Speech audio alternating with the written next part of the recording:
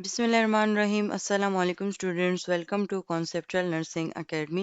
जैसे कि आपको पता है कि हमारा फंडामेंटल ऑफ नर्सिंग सब्जेक्ट चल रहा है, जिसमें हम concept of death, loss and grief के बारे में पढ़ेंगे।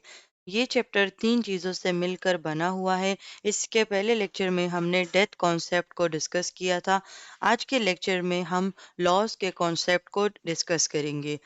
ये जो हमारा आज का लेक्चर है, ये बहुत ही इम्पोर्टेंट साइकोलॉजिकल और नर्सिंग कॉन्सेप्ट पर जो है ना वो बेस्ड रखता है, जिसका नाम है लॉस।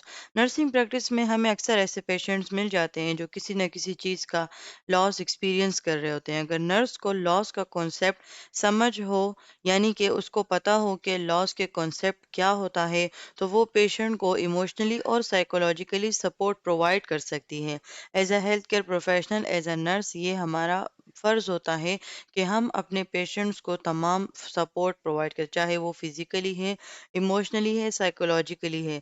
तो बेसिकली जब एक नर्स को लॉस का कॉन्सेप्ट पता होगा, तो तभी वो अपने पेशेंट को इमोशनली भी उसके जितने भी उसके इमोशंस हैं उनको मैनेज कर सकती है, साइकोलॉजिकली भी उनको सपोर्ट प्रोवाइड कर सकती है। इस लेक्चर का एंड मतलब इसका ये होगा कि लॉस का कॉन्सेप्ट आप लोगों को सही तरीके से समझ आ जाएगा।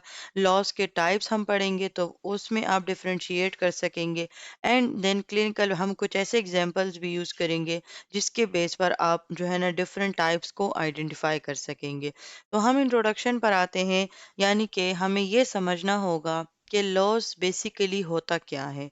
किसी भी इम्पोर्टेंट चीज़, पर्सन, एबिलिटी या कोई भी सिचुएशन जिस जिस जो हमसे परमानेंटली या टेम्परेरी तौर पर ख़त्म हो जाए, यानी कि इसमें दो चीज़ें आती हैं। या तो वो जो वैल्यू पर्सन है, वो कोई ऑब्जेक्ट है या